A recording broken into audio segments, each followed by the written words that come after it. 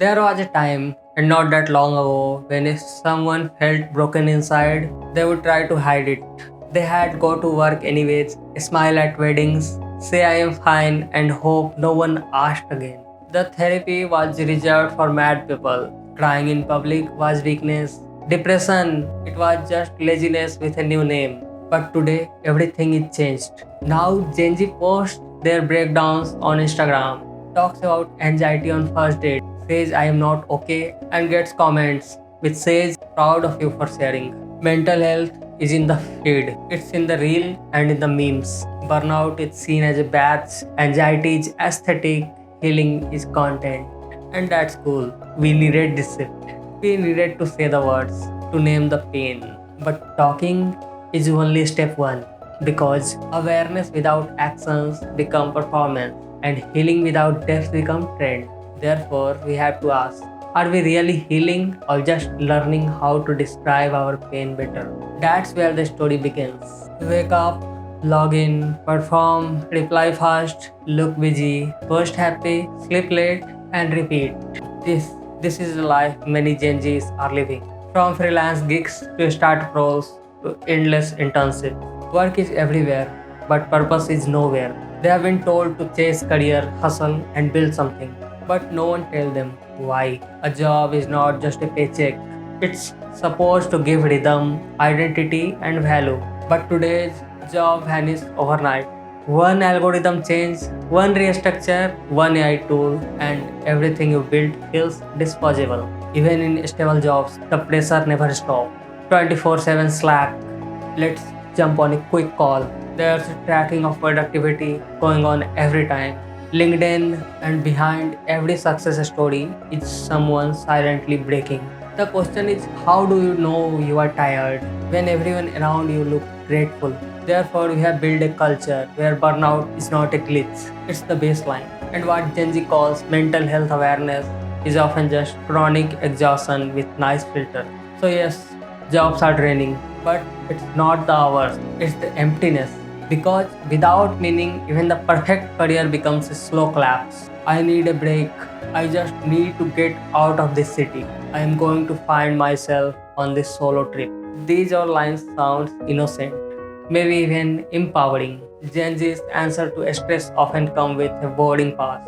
Bali, Himachal Pradesh, Vietnam, Lisbon. The destination changes, but the desire escape. They turn travel into therapy.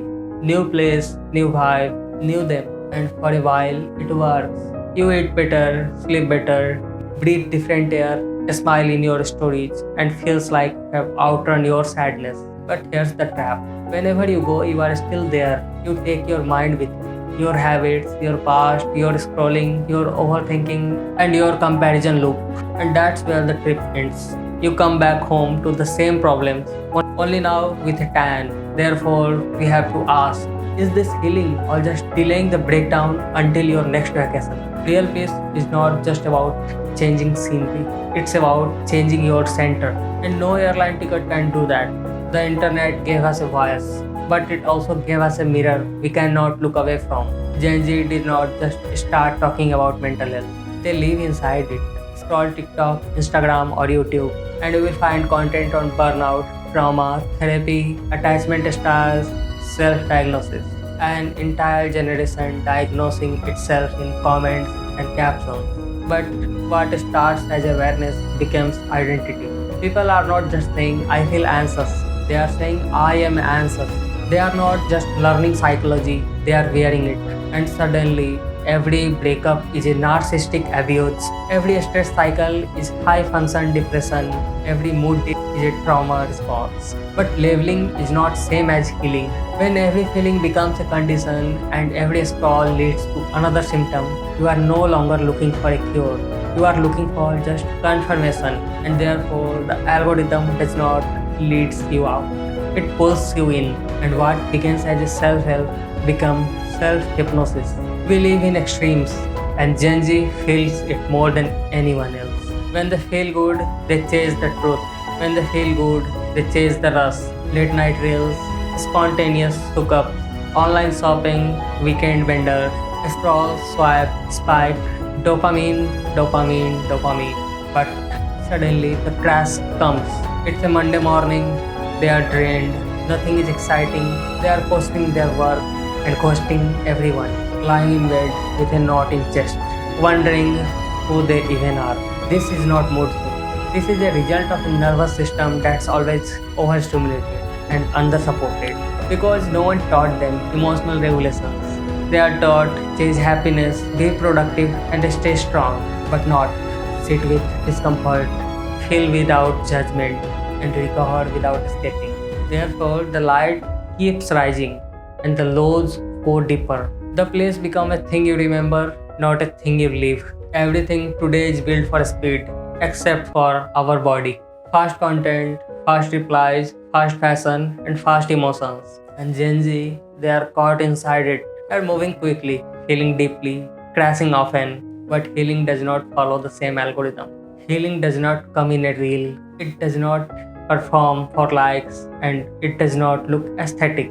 Healing is often boring, it's quiet, it's repetitive, and it's slow. It's saying no when everything tempts you. It's breaking through cravings. It's waking up before your phone does. It's journaling when no one will read it. It's showing up for yourself when the world forgets it. Therefore, maybe the solution is not another hack, another escape, or another level. Maybe what we wanted is just a pause to do little, to feel more, to remember what it means to simply exist without performing it. Because slowing down is not weakness, it's resistance. Gen Z had made mental health conversation that changed the world. They gave language to pain which our parents never named. But now it's time for something deeper. Talking about mental health is not enough. Romanticizing it is dangerous. Escaping is easy. Transforming it, that's the work. So the real question is not are you okay? The real question is are you building a life that makes being okay actually possible? It's not about a perfect life, not a performative ritual, just one when your mind is not at war with your reality. Therefore, this generation does not need therapy. It needs meaning, a ritual, a stillness, and the courage to face what hurts. And that too without running away from it. Because healing is not a trend, it's a lifestyle. It's about a journey which starts when the scrolling stops.